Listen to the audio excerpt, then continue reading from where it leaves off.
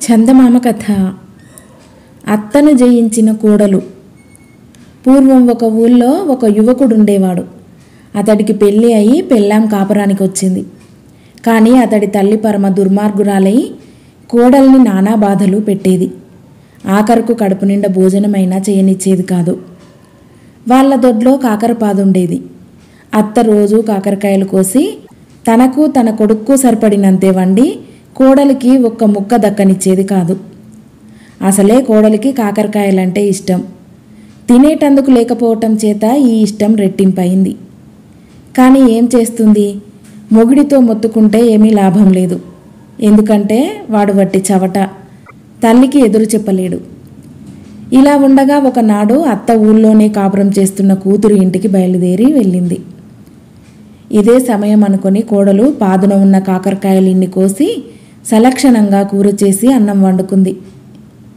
అక్కడ కూతుర్ని చూడబోయిన అత్తను వెయ్యాలవారు భోజనం కూడా పెట్టకుండా ఇంటికి పంపించి వేశారు.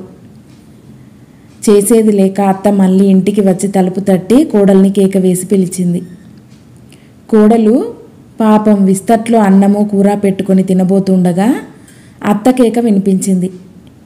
కోడలు తన ప్రారబ్ధాన్ని అత్తను తిట్టుకొని విస్తరి ఎత్తి ఖాళీ బిందెలో పెట్టి బిందె చంకను పెట్టుకొని వెళ్ళి అత్తకు తలుపు తీసి అటు నుంచి అటే నీళ్ల బావికి వెళ్ళింది.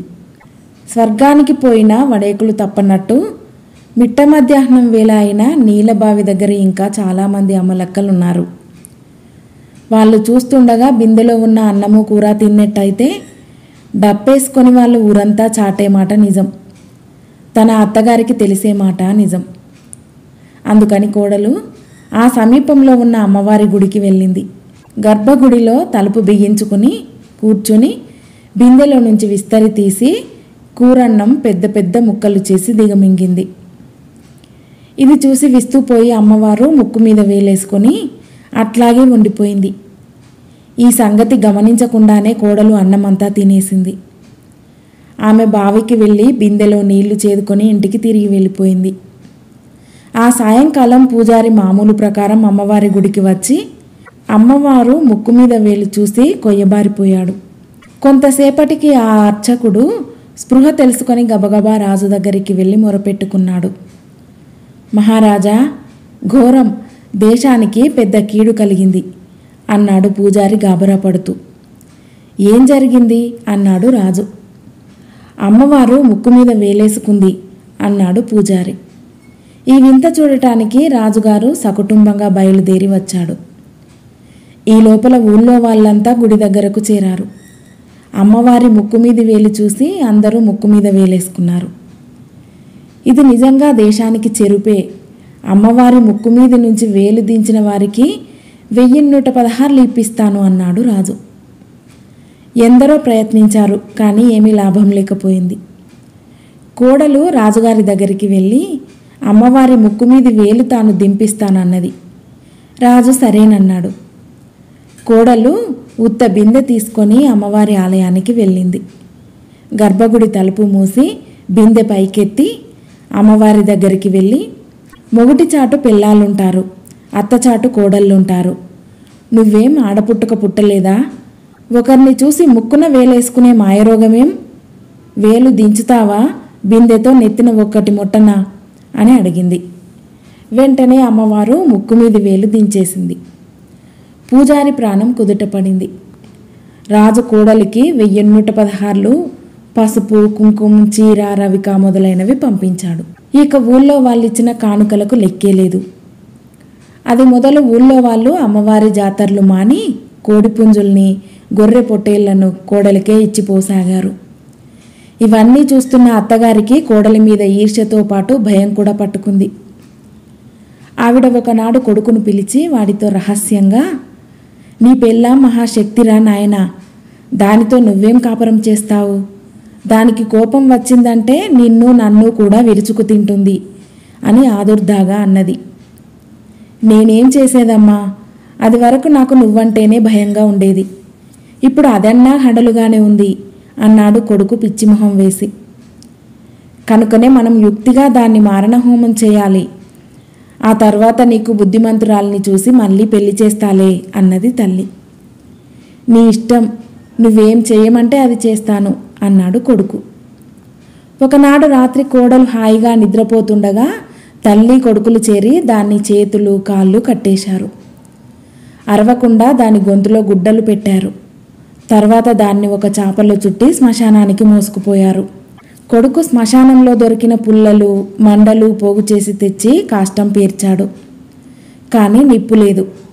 సమయానికి శ్మశానంలో శవం కూడా ఏది కాలటం లేదు. నువ్వు ఇంటికి పోయి నిప్పు పట్టుకురా అన్నది తల్లి. నేనొక్కరిని వెళ్ళలేను, ఈ చీకటంటే నాకు భయం అన్నాడు కొడుకు. అయితే నే వెళ్ళి తీసుకొస్తా, నువ్విక్కడే ఉండు అన్నది తల్లి. నేనొక్కరిని ఉండలేను, భయం అన్నాడు కొడుకు. చేసేది లేక ఇద్దరూ ఇంటికి బయలుదేరారు. ఈ సమయంలో కోడలు మెల్లిగా చేతికట్టు విడిపించుకున్నది. చాపలో నుంచి బయటికి వచ్చింది. కాళ్ళ కట్లు ఊడదీసుకున్నది. ఒక ఈత బొందును చాపలో చుట్టి మళ్ళీ చుట్టని చితి మీద పెట్టి తానొక చెట్టు మీదకెక్కి కూర్చుంది. కొంచెం సేపటికి తల్లి కొడుకులు తిరిగి వచ్చి చితి అంటించి వెళ్ళిపోయారు. మరి కాసేపటికి ఇద్దరు దొంగలు ఎక్కడో నగలు బట్టలు డబ్బు దొంగతనం చేసి వచ్చి కోడలి ఎక్కువ ఉన్న చెట్టు కింద ఆగి చితి వెలుగులో సొమ్ము పంచుకోసాగారు. ఈ సమయానికి చెట్టు మీద ఉన్న కోడలు నిద్రమత్తున తూలి ఆ దొంగలపైన దభీమని పడింది. అమ్మో బ్రహ్మరాక్షసి అని దొంగలిద్దరూ శరవేగంతో చెరొక దారిన పారిపోయారు. వాళ్ళు వదిలిపెట్టిన నగలన్నీ కోడలు మెడలో వేసుకుంది. ఉన్న చీరలలో మంచిది తీసి కట్టుకొని తాను కట్టుకున్న చీర విప్పి చితిలో పడేసింది. మిగిలిన బట్టలు సొమ్ము తీసుకొని తెల్లవారేలోపుగా ఇంటికి పోయి తలుపు తట్టింది. తలుపు తెరిచిన అత్తగారు కోడల్ని చూసి దయ్యం అనుకొని కెవ్వున కేక పెట్టి పడిపోయింది. కోడలు అత్తకు ఉపచారాలు చేసి ఏదో విధంగా స్పృహ తెప్పించి, భయపడకత్తయ్యా, నేను దయ్యాన్ని కాను, మీరు తగలబెట్టినాక యమదూతలు వచ్చి నన్ను పట్టుకెళ్లారు. యముడు నన్ను చూసి దూతలను కోప్పడ్డాడు. అత్తను తీసుకురమ్మంటే కోడల్నెందుకు తెచ్చారు అని అడిగాడు. నేను యమధర్మరాజును బతిమాలి మా అత్త ఇక మీదట బుద్ధిగా ఉంటుంది, ఆవిడను అప్పుడే తీసుకురాకండి అన్నాను. యముడు చివరకు బలవంతాన ఒప్పుకున్నాడు. తర్వాత యముల వాళ్ళు నాకు ఈ నగలు బట్టలు పెట్టి మన ఇంటి బయట దిగబెట్టారు. ఇది జరిగిన సంగతి అన్నది. ఆనాటి నుంచి కోడల్ని ఏమన్నా అంటే యమదూతలు వచ్చి తనను పట్టుకుపోతారేమోనని అత్తకు తగని భయంగా ఉండేది. అందుచేత ఆమె తన కోడల్ని చాలా మంచిగా చూడసాగింది. కథ సమాప్తం.